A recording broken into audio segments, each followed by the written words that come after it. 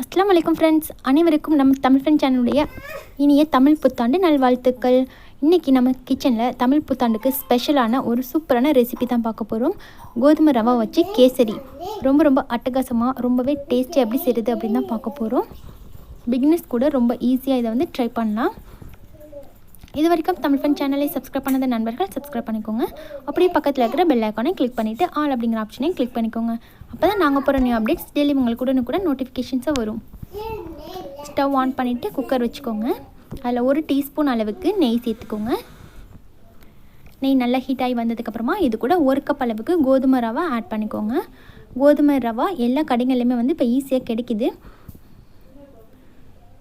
இப்போ கோதுமை ரவா சேர்த்ததுக்கப்புறமா ஒரு 2 நிமிஷம் போல் இதை நல்லா வறுத்துக்கோங்க. ஒரு நல்ல வாசம் வரும், அது வரைக்கும் வறுத்துக்கோங்க. அதிக நேரம் நம்ம சாதாரண ரவா வறுக்கிற மாதிரி ரொம்ப நேரம் வறுக்கணும்னு அவசியம் இல்லை. ஒரு 2 நிமிஷம் மட்டும் வறுத்திங்கனாலே கரெக்டாக இருக்கும். இப்போ அது கூட 2.5 கப் அளவுக்கு தண்ணி சேர்த்துக்கலாம். நம்ம எந்த கப்பில் ரவா மெஷர் பண்ணோமோ அதே கப்பில் 2.5 கப் அளவுக்கு தண்ணி சேர்த்துக்கோங்க.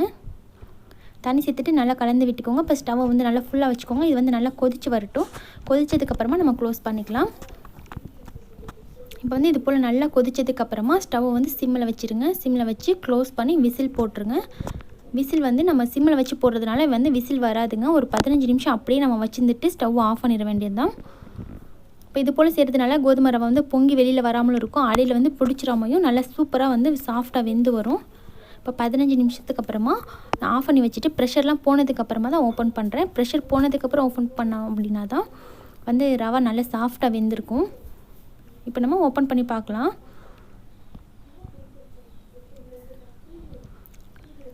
இப்போ பாருங்கள், ரவை நல்லா சூப்பராக வந்திருக்கு. இது போல் நல்லா குக் ஆயிடுச்சுன்னா அதுக்கப்புறமா நம்ம இதை வச்சு கேசரி பண்ணுறதுக்கு ரொம்ப ஈஸியாக இருக்கும். நல்ல ஒரு டேஸ்ட்டும் உங்களுக்கு கிடைக்கும்.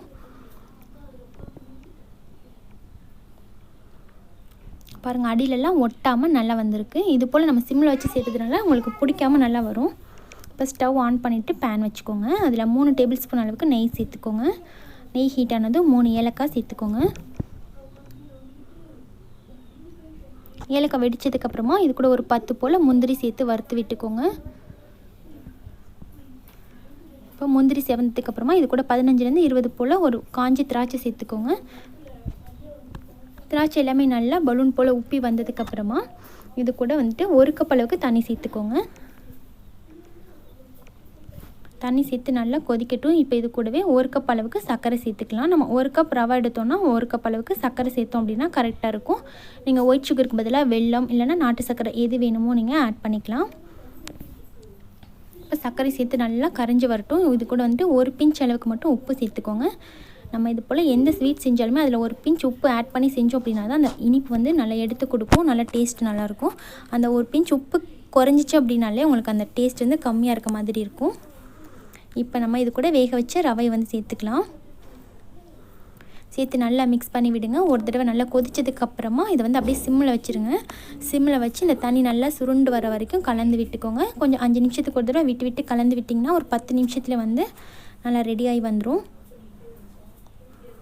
இது போல் நல்லா கொதிக்கும் போது இப்போ சிம்மில் வச்சுக்கோங்க. சிம்மிலே வச்சு இது போல் ஒரு 10 நிமிஷம் இருக்குது பாருங்கள், நல்லா திரண்டு வந்துச்சு. இந்த மெத்தடில் செய்யும்போது சாப்பிட்றதுக்கும் நல்லா டேஸ்ட்டாக இருக்கும். நம்ம அதிகமாக நெய்யும் தேவைப்படாது. கொஞ்சமாக நெய்யிலே நல்ல டேஸ்டியான ஒரு கேசரி உங்களுக்கு கிடைக்கும். ரெடியானதுக்கப்புறமா லாஸ்ட்டாக 1 டேபிள் ஸ்பூன் அளவுக்கு மட்டும் நெய் சேர்த்துக்கோங்க. நெய் சேர்த்து நல்லா கலந்து விட்டுட்டு இதை அப்படியே சூடாக சர்வ் பண்ணிடலாம். ரொம்ப அட்டகாசமாக இருக்கும். இதை ஒரு பிளேட்டில் போட்டு நல்லா ஆற வச்சுட்டு அதுக்கப்புறமா கட் பண்ணி பீஸாக நீங்கள் எடுத்திங்கன்னா கூட ரொம்பவே சூப்பராக வரும். இல்லை அப்படின்னா இதை அப்படியே நம்ம பவுலில் போட்டு கூட சர்வ் பண்ணிக்கலாம். இதே போல் கோதுமை ரவா கேசரி இதே மெத்தடில் நீங்களும் உங்கள் வீட்டில் கண்டிப்பாக ட்ரை பண்ணி பாருங்கள் ஃப்ரெண்ட்ஸ். இந்த வீடியோ உங்களுக்கு பிடிச்சிருந்துச்சின்னா லைக் பண்ணிவிட்டு உங்கள் ஃப்ரெண்ட்ஸ் கூட ஷேர் பண்ணிக்கோங்க. தேங்க்யூ.